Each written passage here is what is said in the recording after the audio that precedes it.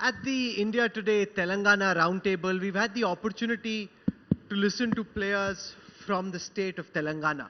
Now, for a central government perspective on the state of play in Telangana, we're joined by senior BJP leader, former Chief of the Indian Army Staff, General VK Singh. Thank you very much for making the effort. I know you've driven a long way from where you were in Mehboob Nagar earlier in the afternoon to come all the way. Thank you very much. We really appreciate your time. Thank you, Rahul. Thank you, The sir. long days are, I think, part of life now. So what is tougher, being in the army or being in politics? Where is the ragda more? No, they are two different things. There it is a separate issue altogether. Here it is a separate issue altogether. So which one does the general like? Being in the army or being in politics? See, army is army. That family still is there. This is a different thing altogether. One walked into it with eyes open, with only an aim that if I could do something for the people, I should do. And let me tell you, we have been able to change Ghaziabad. That was the aim. The work is continuing, and it gives satisfaction. That is, which in army you are changing an organization. Here you are directly relating to the people. But in the army you were chief of the army staff. Here you are one Agreed. of the multiple ministers Absolutely. in the government and one of 543 MPs. There you took the salute, here you have to salute. So let's come to Telangana and the battlefield of Telangana. From your point of view as a senior minister in the Modi government, what's at stake in this battle for Telangana? See, there are 3-4 things that we must look at when Telangana is concerned. Just now we heard Renukaji saying that they supported Telangana. Well, you would recall at that time, and I was in the army at that time. Problem was, the support was after opposition grew. Within their own this thing. I still remember Palam Raju, who was a minister, he was leading this thing. Ultimately, it led to Congress which got bifurcated, it got weak in both the states. Yes, now I do find that they are making great amount of effort. The problem is, if you look at the developmental agenda, both the BRS and the Congress are far from it. Most of the developmental issues have been handled by the central government from BJP. And despite the problems that we face, and I'll give you a very simple example. I also look after roads, highways and transport.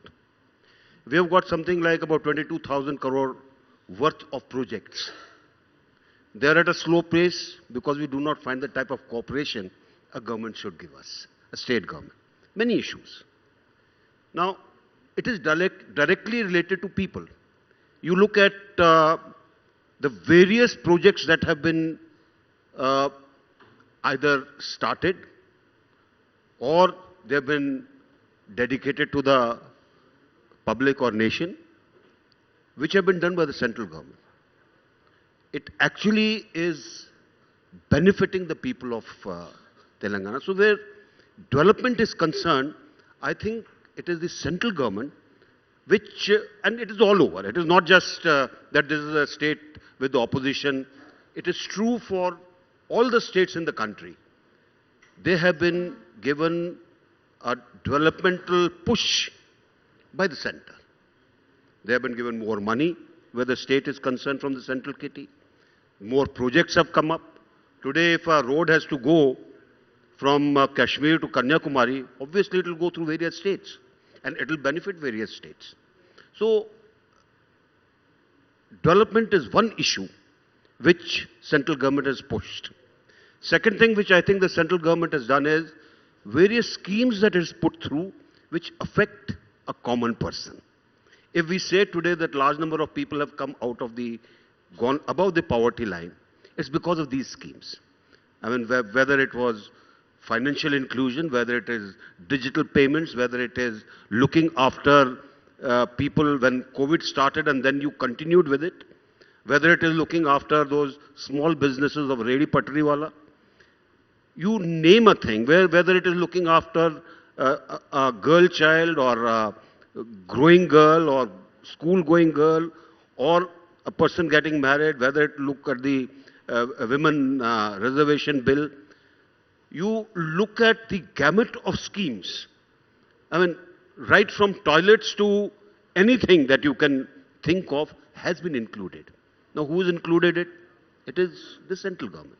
It's, and I think if we do not give credit to the Honorable Prime Minister for this, then I think we are being, small-minded. He has. He has single-handedly driven this agenda and the country has benefited. So outside of Telangana, I want to use this opportunity to ask you a few questions about things that are happening nationally and internationally, not necessarily just as minister, but as a fine military strategist. And I want to start by what happened in Pakistan. A raid in an airbase in Pakistan where the damage seems to be much more. This on the back of Pakistan wanting to send back refugees to Afghanistan. As a military mind, what's your reading of the current state of play in Pakistan ahead of the elections in February, which in some ways is linked to India because we saw what happened before the 2019 Lok Sabha elections was a major terror attack in India which led to India having to respond. So how do you see the different factors at play in Pakistan? See, if you would recall and if you would recall what your father wrote, and I'm just putting a gist of that. It was always propagated that if you deal with Pakistan, you have to deal with it economically. You have to deal with Pakistan with firm hands. There can't be nothing where you say, oh, I condemn it. No, I condemn it more. No, I'll condemn it much more. It doesn't work. Somewhere you have to tell him, look here, this is a red line. Friend, after this, we will respond. I think this is what has happened. That puts him into the check. When it puts him into the check, and you look at the various things that are happening, I mean, you would recall, I think you covered the earthquake of 2005 in J&K. We were giving assistance to people who were across the line of control. Who was doing it? It was the army which was doing it. We considered them as human beings. It was aid for humanity. Now, that has been our approach. And in this, I think the way Pakistan has handled, the way their politics and the politics being run by the military is, they have actually slid further down into an abyss. And today, they are in serious trouble. And I think they trusted their friend too much, who has been putting all countries into debt trap. And I think today only I was reading a report where it says that where BRI is concerned, maximum debt is on Pakistan. How are they going to repay it? I don't know. So ultimately, where Pakistan is concerned, I think they'll have to choose. Do they want to continue with terrorist activities? Do they want to carry on only talking about Islamic redemption? Or they are going to deal with people as people of the country who have to be developed and the country has to see better things. You made a comment recently about Pakistan occupied Kashmir, saying that it's possible for India to take over POK. Do you say that more in terms of political rhetoric, or as a military mind, do you actually believe that it is possible for India to take POK back? That's a very clever way of getting an answer from me, but I expected it. No. The way things are going in Pakistan, my feeling is, having studied POK for a very long time, I think people are getting fed up. In any case, POK citizens were never treated as citizens of Pakistan. They always were second-class citizens. And I think they have now, this realization has dawned on them that they are only cannon fodder for achieving aim in which they don't have any stake. So that's why I said it will come by itself. I want to step away now to look at the Israel-Hamas conflict. From India's perspective and from a military perspective, how long do you see this go on for? And what impact could it have on India in terms of our thinking about the future of warfare? Because we've seen now the Russia-Ukraine war, we've seen the Israel-Hamas conflict, the Russia-Ukraine war also going on for much longer than anybody would have anticipated, given the might of the Russian army versus what used to be the Ukraine army. Now they are more formidable, but it's taken much longer than military planners would have thought. See, the way of warfare has changed. We are, if I can use a term, it's a hybrid of hybrid. And with the technology that is coming in, things are becoming different. You have cheaper solutions available depending on technology which can make an impact. What did Hamas do? They studied what is it. They used cheap drones to take out the remote weapon systems and used dozers and tractors to break into what was considered as an impregnable wall. Paragliders. Paragliding to a certain extent. It was not. It was more a show. But main thing was from ground, and it was. I think paragliding was more a. It was an action to distract people's mind and create that thing. See, it is like this. You say paratroopers have landed. Everybody gets into panic. It was that kind of a thing. The other thing which we need to note is that with technology, and this is what Hamas did, they rubbed it into the Israelis that we can do anything with you. They shamed them. You look at the type of videos that came out, type of massacres that took place, type of the cruelty that was shown. And this is something which they were playing as a psychological warfare. I think this started when the ISIS started becoming stronger and stronger. They did similar things. This was at a different scale altogether. And they were able to actually show that Israel is not as strong as people think. Does it also show to you the over-reliance on technology, that if you are so bent on tech-int, you are not as close when it comes to human intelligence or it comes to plain surveillance, you're basically relying on technology to do the military's job?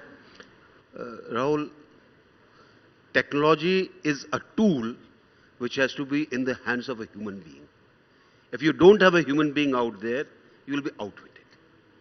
I mean, you take use of kamikaze drones, you will find an answer ultimately. But where the human being is concerned, it is his mind that is sticking. That is what makes a difference. And this was, I think, a cardinal mistake that Israelis, they slept over things which probably they had done about 10 years back. What are the lessons for India?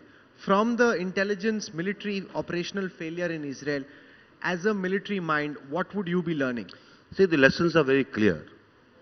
You have to hone your skills where intelligence is concerned. Your surveillance has to be perfect. You can use any technology you want to. But ultimately, the decision making must remain with boots on ground. If that boots on ground are missing, then you are going to lose. And this loss is going to be terrible. That is what Hamas has shown. So, we need to hone our things in a manner where there is a technology that assists us and we are able to use that technology for what we want. And yet, we have conventional things available which can react fast to plug in any gap that is required.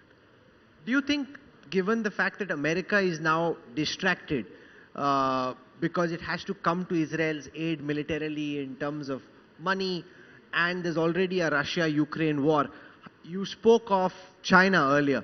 How would the Mandarins in China be looking at this opportunity vis-a-vis their attempt to reunify Taiwan? There are all kinds of theories that are going on in various strategic circles that maybe this was to ensure that the American aid and American pressure where Ukraine is concerned wanes off, and that is taken as a forgotten area so that Russia, with whatever assistance that they get from China, are able to achieve whatever aim they want to where Ukraine is concerned.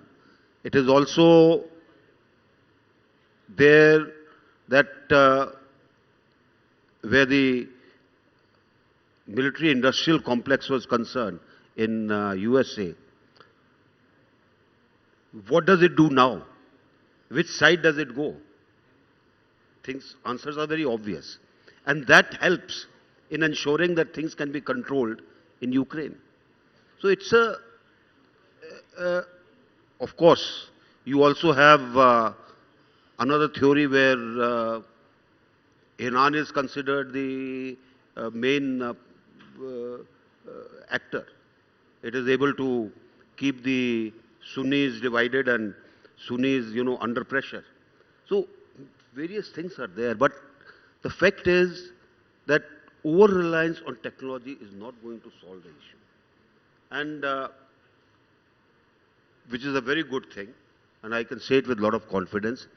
Indian Army does not believe in use of or over-reliance on technology. Yes, we will use technology for accuracy, we will use technology for surveillance, we will use it for intelligence, we will use it to aid us, but we will not make it a master of our.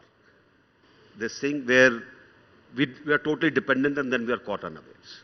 We saw in the last Lok Sabha elections in 2019, national security became a major factor because of the Balakot airstrikes, the Pulwama terror attack. Do you see ahead of the next Lok Sabha elections next year, because soon after the 3rd of December, after Telangana, Madhya Pradesh, Rajasthan, Chhattisgarh, Mizoram elections finish, the focus will be on the national elections. Do you see national security as playing a role in this election as well? That's a very common theory propounded by a lot of people, because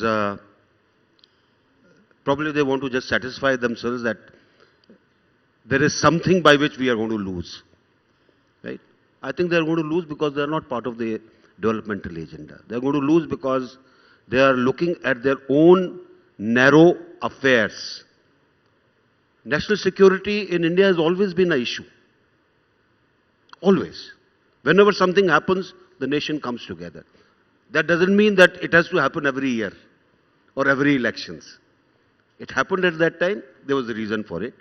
And having served in Kashmir for a long time, I would like to say that all those who make interesting theories, having been in responsible positions, that this happened and that happened, are only barking up a wrong tree. Because you're now Minister for Road and Highways, and when you see Jammu and Kashmir and development work during your trips to Kashmir now, how do you compare it with the past? Because Article 370 is gone. The fact also is there is no political settlement yet. We are hoping that development will make people forget their political grievances. Is that a likely solution, or ultimately, like Israel and Hamas have shown, we will have to find some political solution? How do you see? The political solution will always have to be there. But what has certainly happened is that you have a Kashmir which did not see actual development. The money got siphoned off. You know the families that were involved in it. They made hotels and huge houses and all kinds of things. But they did not make roads to the villages. They did not provide electricity to the villages. That is what is happening now. And what is also happening is with this, the security situation has improved. More number of tourists are visiting. The common man who is servicing the tourist industry is actually benefiting. He is very happy. So, my feeling is that this feeling of goodwill will lead to ultimately a suitable political settlement. Ultimately, you need to have people who exercise their will to have a government which will ensure that this agenda continues. Last question again on Telangana. You traveled through the day, uh, 4 different nominations, 4 different campaigns. Did you get a feeling that the BJP is in the race to win, or is the BJP fighting for a space in the opposition in Telangana? BJP is in the race to win. What I saw in Mehboob Nagar, uh, it was huge. Mehboob Nagar, of course, has had Jitendra Reddy earlier as the MP, and it is his son who is now contesting as the MLA from there. Uh, Crowds were phenomenal. The energy was great, and I think if they continue this way, and let me say Sanjay Bandi did a great job in walking around, getting people together, igniting their minds. I think BJP is not just in the fray, but it is there to make a mark. Well, you've come here, you've tried to make a mark all the way from Ghaziabad to Mehboob Nagar. Thank you very much for joining us at the India Today Thank you, Telangana Rahul. Thank you very Thank much. you very much, sir. Thank you.